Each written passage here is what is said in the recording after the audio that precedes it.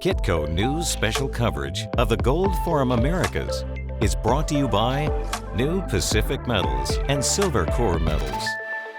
Want to understand how healthy the resource space is? Talk to a royalty and streaming company. I'm with Brett Heath. He is CEO of Metalla Royalty. Brett, welcome back to Kitco. Thanks for having me. You do a lot of due diligence in the streaming and royalty space right now. We were talking before the interview. This is an interesting time in the resource space. It's very interesting in the resource space. You know, the commodity markets always tend to be in high highs and low lows. And when we're in a period right now, specifically in the gold sector, that is had quite a bit of kind of lack of investment, it has created some incredible opportunities, some very significant asymmetric bets, and there's been a lot of M&A. There's been a lot of movement and action within not only the mining companies, but also on the royalty business. We're speaking on a Tuesday on September 20th at Colorado Springs at the Gold Forum Americas, and we see that gold is at 1660 right now. We're going to talk a little bit more about the sector first, but let's focus on Metalla.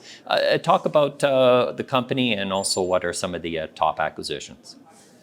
Right, so we're a precious metals royalty company. We've got 70 assets. We founded the company about 6 years ago, actually 6 years ago this month. We've done 28 acquisitions. We've got 70 royalties, and we've had a clear, very concise strategy since the beginning. That is to acquire royalties on high quality projects, on proven geological trends that are being advanced by majors or mid-tiers at accretive prices. And the way that we did that, and the way that we've been doing that over the last 6 years, is we acquire royalties at what we call out of the third-party market. These are royalties that already exist. That allows us to buy these from a third party, where we can buy and get exposure to the best of the best mining companies on the planet, and the Barricks, the Newmonts, the Agnico Eagles, and so forth, on the most proven geological trends. Those addresses are extremely important in the royalty business because gold is always found usually next to gold deposits. So that's our focus. That's what we've been doing, and that's been our business since the very beginning. The advantage of the streaming and royalty businesses is that you kind of get protection, I guess, from kind of these operational, how would you say, snafus that occasionally happen in mining, also regarding margin compression that you can have with inflations and costs and things like that.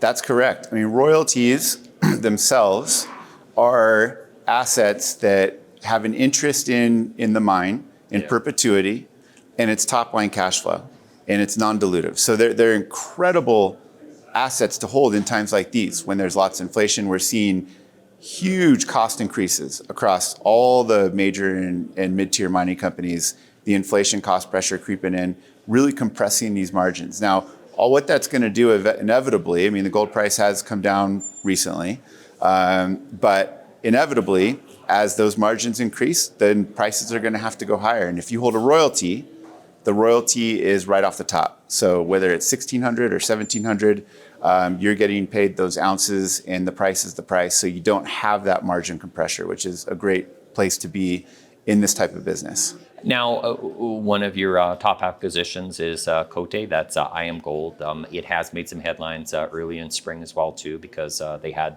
difficulty with the cost getting blown out. They've had to do some reorganization around that as well, too. They also said that they probably have a bit more, they require a bit more liquidity to kind of move this forward. What is the state of the project right now? Well, the state of the project right now, it's about 60+% complete on the construction. They still need to raise quite a bit of capital to be able to complete it. But the key is that is going to be an incredible asset. Right now, it's getting zero airtime because of all the issues that they're working through.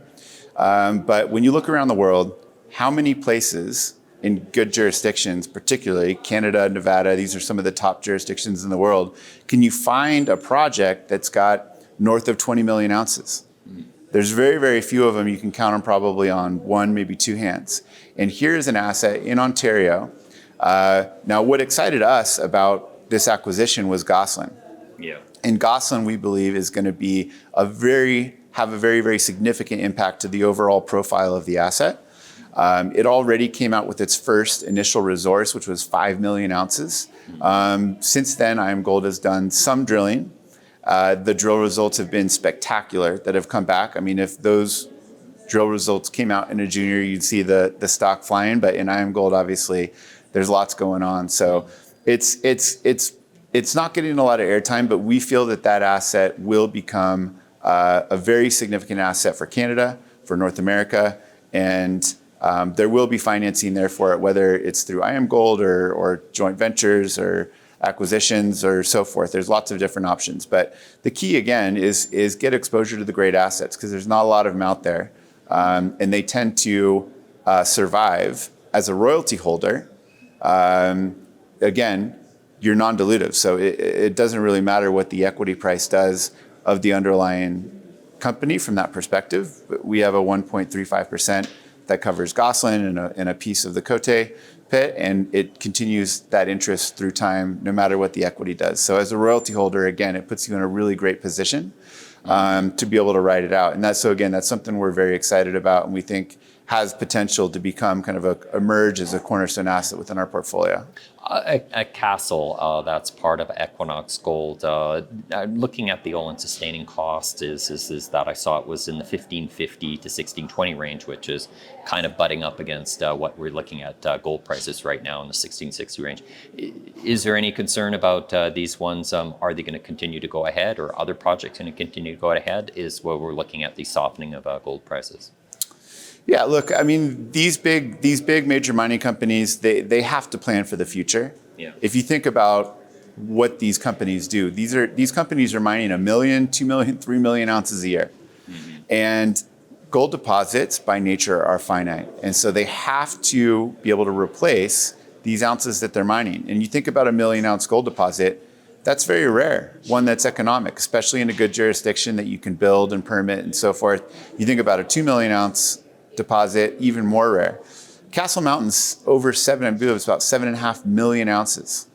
So these are very, very rare occurrences with these types of projects. Again, this is why we like to position our shareholders in these types of assets, because 7.5 million ounces is a meaningful asset for Equinox. It'll be one of their largest assets. It'll be, once it's in production in phase 2, a top 10 gold mine in the entire United States. So these critical, very strategic assets for these businesses are ones that, again, we think will be the ones that survive. And if the cost continues to go up, as we've seen over the last 2 decades, in the early 2000s, gold was $250, $300 an ounce, and they were producing it for $225 an ounce. So there's always a little bit of margin there, because if there is no margin, then all the gold mines would be shut down. And the key is yes, we are seeing inflation. We are seeing a lot of cost coming into these different assets. And typically when you see that, you see an increase in the price that kind of follows, because they do need to have that margin. Otherwise, production stops. And the best cure for low prices is low prices. As production stops, there's less gold being produced, and that usually makes the price go up. Resource companies don't have a lot of financing options right now. I mean, it's going to be hard for debt. It's going to be hard for just raising it through equity right now. This is going to be a good time for the streaming and royalty companies, correct? It is. It is. Yeah. It is a good time. I mean, this has been, it's interesting because we haven't had a crash. Usually in times where we've experienced market like this, it was involved in some type of crash. But this has kind of been just a slow motion, drawdown of really equity prices and really the health of the capital markets within the gold sector. And we do see that as a big opportunity. Now, with that said, the balance sheets of the majors and the mid-tiers are still pretty solid at this point. Inflation may creep in, and that may present some opportunities, particularly on the mid-tier side. But for the most part, we didn't see really any of the type of M&A activity that we saw in the previous cycles, which then created really an opportunity for the royalty companies to step in and help repair those balance sheets, because there were high-price M&A transactions that went on within the mining companies. So, I don't see that part coming back just yet. It's possible, but it is a very difficult environment. So that tends to do very well with the royalty and streaming sector as a whole.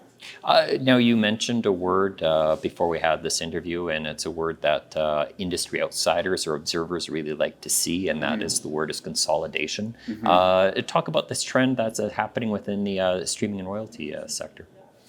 So we have seen a significant consolidation trend within the royalty sector. About a year ago at this conference, that was one of the highlights topics on the trends I was telling investors to watch out for. And in the last 18 months, we have seen 8 royalty and streaming companies either merge or acquire or be acquired that are sub $1 billion market cap. So a lot of activity that has gone on, kind of sub $1 billion. Obviously, some of those are smaller companies merging, and then some of those are larger companies buying smaller companies. But what we've seen is a pretty significant percentage of the peer group for our company, Metalla, disappear. Which we think is great. And, we've built this company, and using that strategy, we built this company for the next cycle. I mean, that's always been our game plan, is to be able to see through and maximize the value on the upcycle that we think will come in the future. And so, I think this presents an even more amazing opportunity for us and our shareholders, given, we had a huge influx of new companies, and we're seeing them all go away now.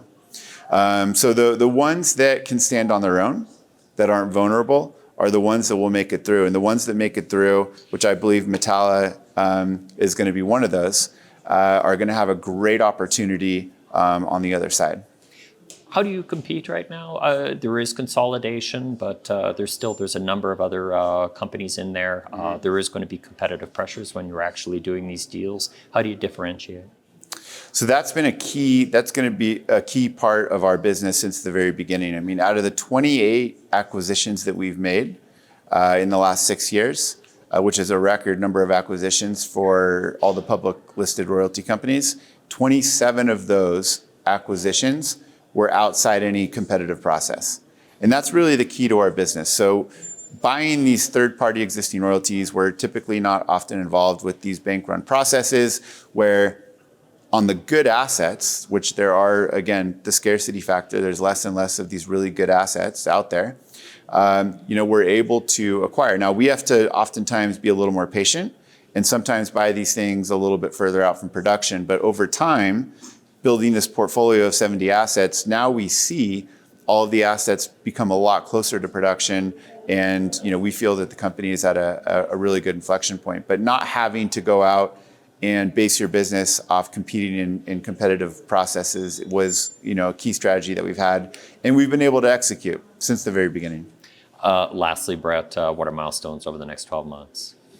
Yeah, so we look to continue to grow our business. The first half of this year, we really wanted to kind of wait and see. We saw a lot of this activity coming, this M&A activity coming. We wanted to really get a feeling of what the sector looked like and looks like and will look like in the future.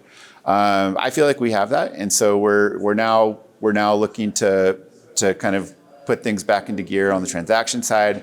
So we're looking at more deals, and we're also continuing to do what we do best, which is provide highly accretive acquisitions, more diversification, and continue to grow the business.